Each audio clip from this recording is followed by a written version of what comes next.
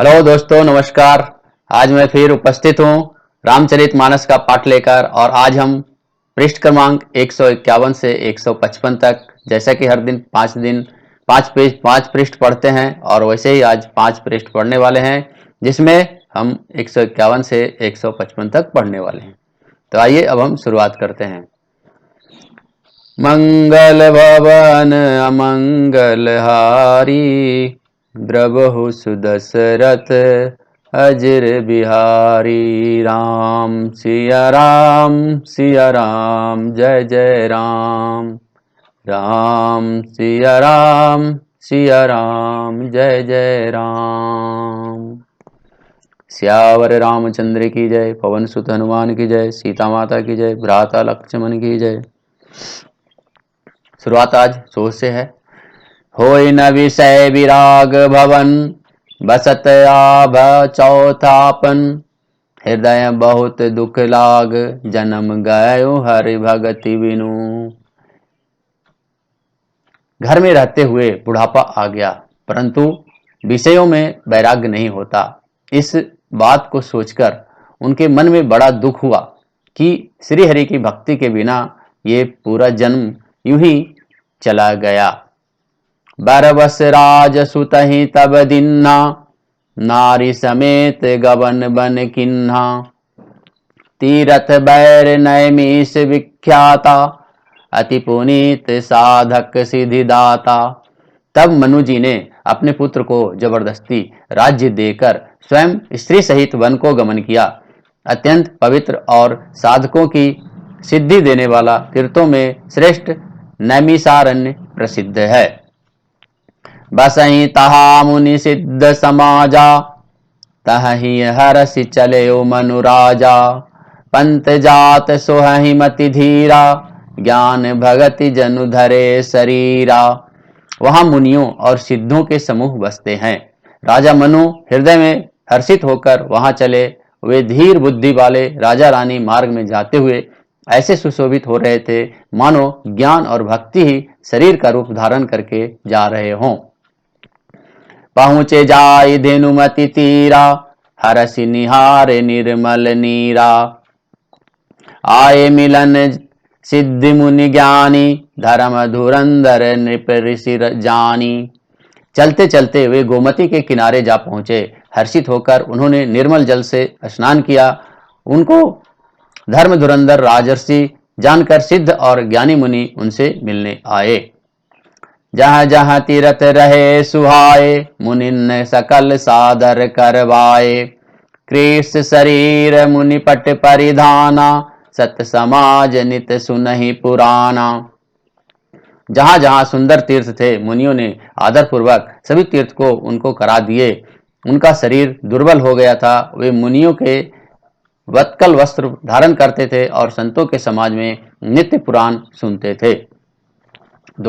द्वादश अक्षर मंत्र पुनि, जपहि सहित अनुराग।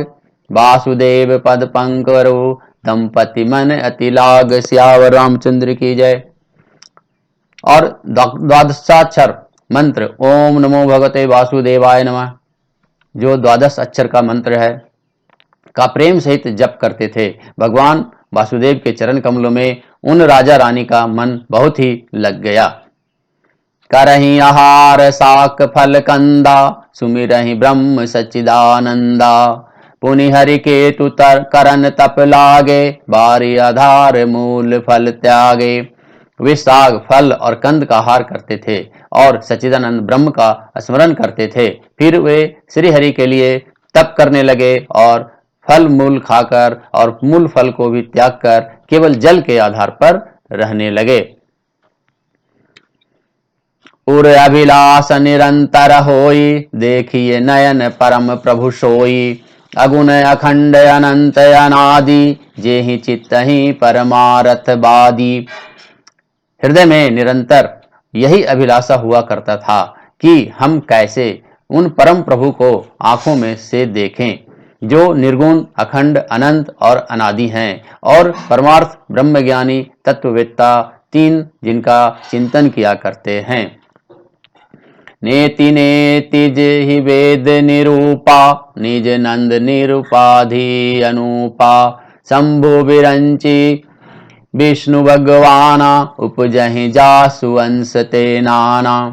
जिन्हें वेद नेति नेति यह भी नहीं कहकर निरूपण करते हैं, जो आनंद स्वरूप उपाधि रहित और अनुपम हैं, एवं जिनके अंश से अनेकों ब्रह्मा विष्णु और शिव जी प्रकट होते हैं।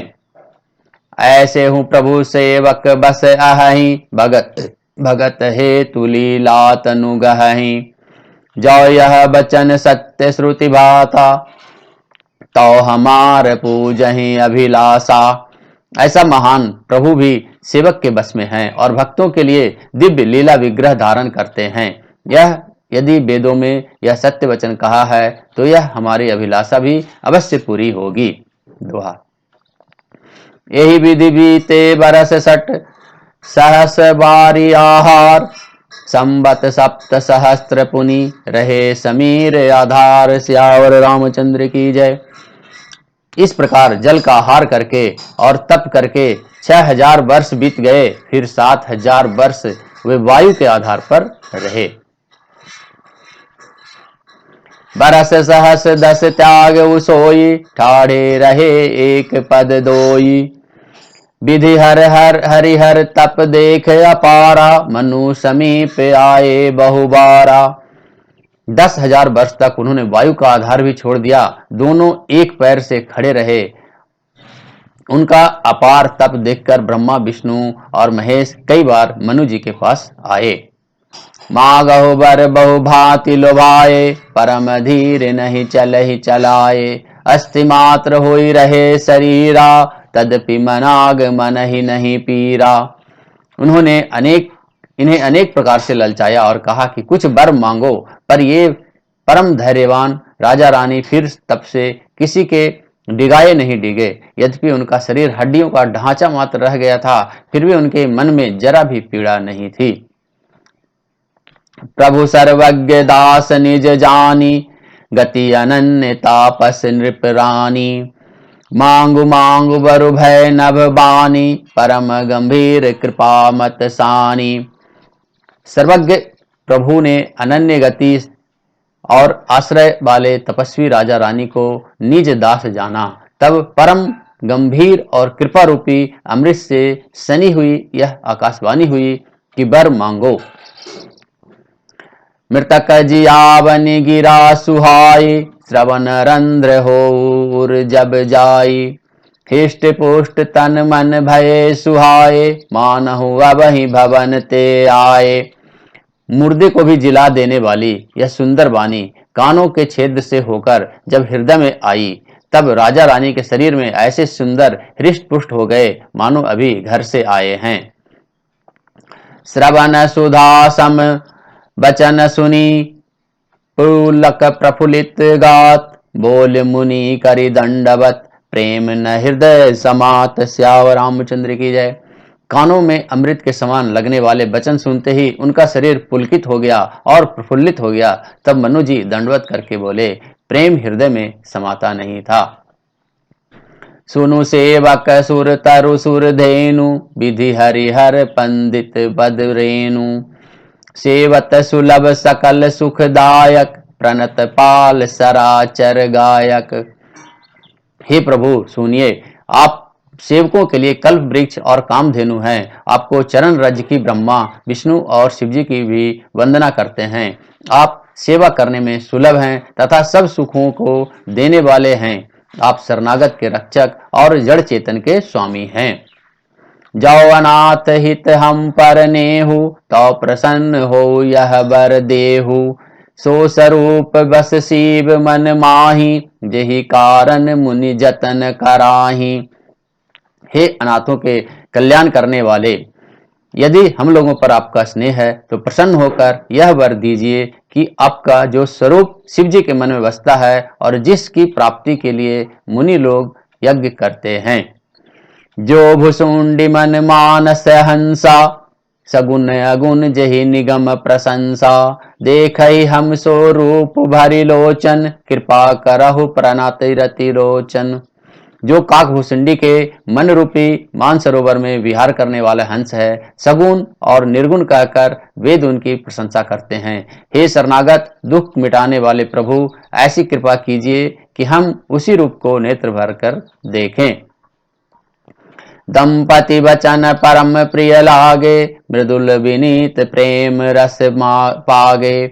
भगत बचल प्रभु कृपा निधाना, विश्वास प्रगटे भगवाना। राजा रानी के कोमल विनय विनय युक्त और प्रेम रस में पगे हुए वचन भगवान को बहुत ही प्रिय लगे। भक्त वत्सल कृपा निधान संपूर्ण विश्व के निवास स्तंभ या समस्त विश्व में व्यापक सर्व संपन्न भगवान प्रकट हो गए। दोहा। नीलु सरोरोह नीलमणि, नील निर्धर श्याम। लाजहि तन शोभा निरकी, कोटि कोटि सतकाम। सियावर रामचंद्र की जय। भगवान के नीले कमल, नीलमणि और नीले जल युक्त मेघ के समान कोमल प्रकाशमय और सरस श्याम वर्ण शरीर की शोभा देखकर करोड़ों कामदेव भी लजा जाते हैं। शरद मयंक बदन छवि सीवा, चारु कपोल चिबुक द्रव ग्रीवा। अधर अरुण रद सुंदर नासा, विधुकर निकिर बिनिंदिक हासा। उनका मुख शरद पूर्णिमा के चंद्रमा के समान छवि की सीमा स्वरूप था। गाल और ठोड़ी बहुत सुंदर थे। गला शंख के समान त्रिरेखा युक्त चढ़ उतार वाला था। लाल ओठ और दांत नाक अत्यंत सुंदर थे। हंसी चंद्रमा की किरण वाली को नीचा दिखाने वाली थी। नभ अंबुज अंबक छबिनी की, चितवनी ललित भावती जी की। भ्रिकुटी मनोज चाप छबिहारी, तिलक ललाट पटल द्रुतकारी। नेत्रों की छवि नए खिले हुए कमल के समान बड़ी सुंदर थी। मनोहर चित्तवन जो कि जी को बहुत प्यारी लगती थी। टेढ़ी बाहुएं कामदेव के धनुष की शोभा को हरने वाली थी। ललाट पटल पर प्रकाशमय तिलक था।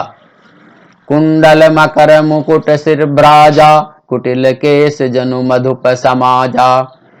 उर श्री वत्स रुचिर वनमाला, पदिक हार भूषण मणि जाला। कानों में मकराकृत मछली के आकार का कुंडल और सिर पर मुकुट सुशोभित था। घुंघराले काले बाल ऐसे सघन थे मानो भौरों के झुंड हों। हृदय पर श्रीवत्स सुंदर बनमाला, रत्न जटित हार और मणियों के आभूषण सुशोभित थे। के हरि कंदर चारु जनेऊ, बाहु विभूषण सुंदर तेऊ। करि कर सरिस सुभग भुज दंडा, कटि निसंग कर सर को दंडा। सिंह की सी गर्दन थी, सुंदर जनेऊ था। भुजाओं में जो गहने थे वे भी सुंदर थे। हाथी की सूंड के समान उतार चढ़ाव वाले सुंदर भुज दंड थे। कमर में तरकस और हाथ में बाण और धनुष शोभा पा रहे थे। दोहा। तड़ित विनिंदक पीत पट, उदर रेख बरतीनी। नाभि नरोहर लेति जनु, जमुन भवर छवि बीन। सियावर रामचंद्र की जय। स्वर्ण वर्ण का प्रकाशमय पीतांबर और बिजली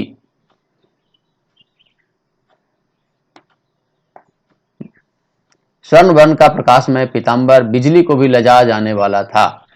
पेट पर सुंदर 3 रेखाएं त्रिफला थी। नाभि ऐसी मनोहर थी मानो यमुना जी के भंवरों को छवि को छीन लेने वाली हो।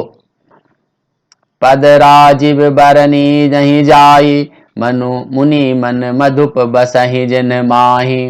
वाम भाग शोभति अनुकूला, आदि शक्ति छवि निधि जग मूला। जिन मुनियों के मन रूपी भौरे बसते हैं, भगवान ने उन चरण कमलों का तो वर्णन ही नहीं किया, उनका नहीं किया जा सकता है। भगवान के बाएं भाग में सदा अनुकूल रहने वाली शोभा की राशि जगत की मूल कारण रूपा आदिशक्ति श्री जानकी जी सुशोभित हैं।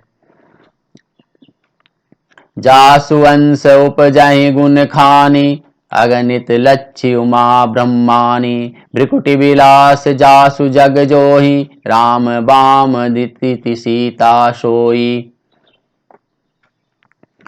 जिनके अंश से गुणों की खान अगणित लक्ष्मी पार्वती और ब्रह्मानी यानी त्रिदेवियों की शक्तियां उत्पन्न होती है तथा जिनके भौहें के इशारे से ही जगत की रचना हो जाती है, वही भगवान का स्वरूपा शक्ति श्री सीता जी श्री रामचंद्र जी की बाईं ओर स्थित हैं। छवि समुद्र हरे रूप बिलो की एक टक रहे नयन पट रोकी चित्त वही सादर रूप अनूपा त्रिपिति न मान ही मनु सत रूपा। शोभा के समुद्र श्री हरि के रूप को देखकर मनु शत्रुपा नेत्रों के पट पलकें रोके हुए एक टक देखते रह गए, स्तब्ध रह गए। उन अनुपम रूप को वे आदर सहित देख रहे थे और देखते देखते अघाते ही नहीं थे। हरस बिरस तन दशा भुलानी परे दंड गहि पद पानी सिर पर से प्रभु निज कर कंजा तुरत उठाए करुणा पुंजा। आनंद के अधिक बस में हो जाने के कारण उन्हें अपने देह की सुधि भूल गई। वे हाथों से भगवान के चरण पकड़कर दंड की तरह सीधे भूमि पर गिर पड़े। कृपा की राशि प्रभु ने अपने कर कमलों में उनके मस्तकों का स्पर्श किया और तुरंत ही उन्हें उठा लिया। दोहा बोले कृपा निदान पुनि अति प्रसन्न मोहि जानी मागहो बर जोई भाव मन महादानी अनुमानी। सिया रामचंद्र की जय। फिर कृपा निधान भगवान बोले मुझे अत्यंत प्रसन्न जानकर और बड़ा भारी दान कर ये ही जो मन को भाए वही वर आप मांग लो। आज कथा इतनी भय सुनो वीर हनुमान श्यावर रामचंद्र की जय। पवन सुत हनुमान की जय। सीता माता की जय। भ्राता लक्ष्मण की जय। मंगल भवन अमंगल हारी द्रबहुस दशरथ अजर बिहारी। राम सिया राम जय जय राम। राम सिया राम जय जय राम।